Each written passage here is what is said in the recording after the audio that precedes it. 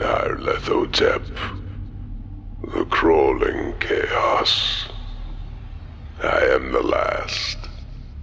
I will tell the audient void.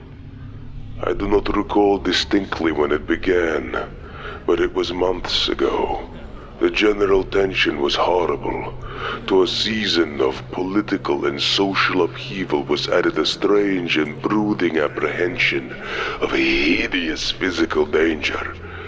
A danger widespread and all-embracing. A danger as may be imagined only in the most terrible phantasms of the night. I recall that the people went about with pale and worried faces, and whispered warnings and prophecies, which no one dared consciously repeat or acknowledge to himself that he had heard. A sense of monstrous guilt was upon the land, and out of the abysses between the stars swept chill currents that made men shiver in dark and lonely places. There was a demoniac alteration in the sequence of the seasons. The autumn heat lingered fearsomely, and everyone felt that the world and perhaps the universe had passed from the control of known gods or forces to that of gods or forces which were unknown. And it was then that Nyarlathotep came out of Egypt. Who he was, none could tell, but he was of the old native blood and looked like a pharaoh. The Falahin knelt when they saw him, yet could not say why. He said he had risen up out of the darkness of 27 centuries, and that he had heard messages from places not on this planet. Into the lands of civilization came Nyarlathotep, swarthy, slender, and sinister, always buying strange instruments of glass and metal, combining them into instruments yet stranger. He spoke much of the sciences, of electricity and psychology, and gave exhibitions of power which sent his spectators away speechless, yet which swelled his fame to exceeded magnitude. Men advised one another to see Nyarlathotep and shuddered. And where Nyarlathotep went, rest vanished. For the small hours we were rent with the screams of nightmare. Never before had the screams of nightmare been such a public problem. Now the wise men almost wished they had forbid sleep in the small hours, that the shrieks of the cities might less horribly disturb the pale, pitying moon, as it glimmered on green waters, gliding under bridges and old sleepless crumblings against the sickly sky. I remember when Nyarlathotep came to my city, the great, the old, the terrible city of unnumbered crimes. My friend had told me of him, and of the impaling fascination and allurement of his revelations, and I burned with eagerness to explore his utmost mysteries. My friends said that they were horrible and impressive beyond my most fevered imaginings, that what was thrown on the screen in the darkened room prophesied things none but Nyarlathotep dared prophesy, and that in the sputter of his sparks there was taken from men that which had never been taken before, yet which showed only in the eyes. And I heard it hinted abroad that those who knew Nyarlathotep looked on sights which others saw not. It was in the hot autumn that I went through the night with the restless crowds to see Nyarlathotep. Through the stifling night and up the endless stairs into a choking room, and shadowed on a screen I saw hooded forms amidst ruins and yellow evil faces peering from behind fallen monuments, and I saw the world battling against blackness, against the waves of destruction from ultimate space, whirling, churning, struggling around the dimming, cooling sun. Then the sparks played amazingly around the heads of the speculators, and the hair stood up on end while shadows more grotesque than I can tell came out and squatted on their heads.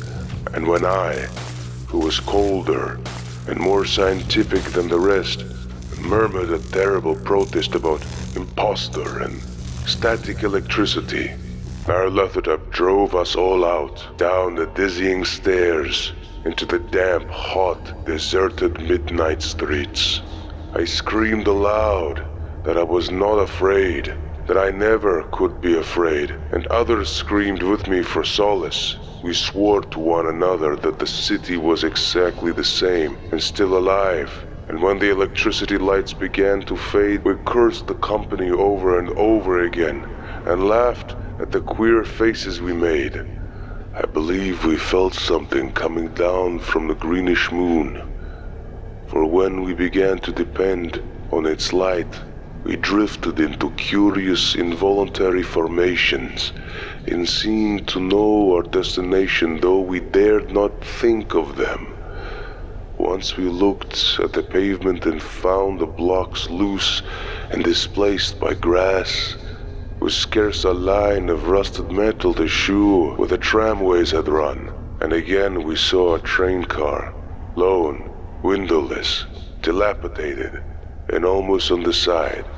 When we gazed around the horizon, we could not find the third tower by the river, and noticed that the ziggurat of the second tower was ragged at the top. Then we split up into narrow columns, each of which seemed drawn in a different direction, one departing in a narrow alley to the left, leaving only the echo of a shocking moan.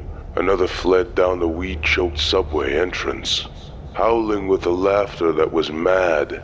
My own column was sucked down the open country, and presently felt a chill which was not of the hot autumn. For as we stalked out on the dark moor, we beheld around us the hellish moon glitter of evil snows. Trackless and explicable snows, swept asunder in one direction only, where lay a gulf all the blacker for its glittering walls. The column seemed very thin indeed. As it plodded dreamily into the gulf, I lingered behind, for the black rift in the green-litten snow was frightful, and I thought I heard the reverberations of a disquieting wail as my companions vanished. But my power to linger was slight. As if beckoned by those who had gone before, I half floated between the titanic snowdrifts, quivering and afraid, into the sightless vortex of the unimaginable, screamingly sentient, dumbly delirious. Only the gods that were can tell. A sick and sensitive shadow, writhing in hands that are not hands, and whirled blindly past ghastly midnights of rotting creation, corpses of dead worlds with sores that were cities, charnel winds that brush the paled stars and make them flicker low. Beyond the world's vague ghosts of monstrous things, half-seen columns of unsanctified temples that rest on nameless rocks beneath space and reach up to dizzying vista above the spheres of light and darkness. And through this revolting graveyard of the universe, the muffled, maddening beating of drums and thin, monotonous whine of blasphemous flutes from inconceivable, unlighted chambers beyond time. The detestable pounding and piping whereon to dance slowly, awkwardly, absurdly the gigantic, tenebrous ultimate gods.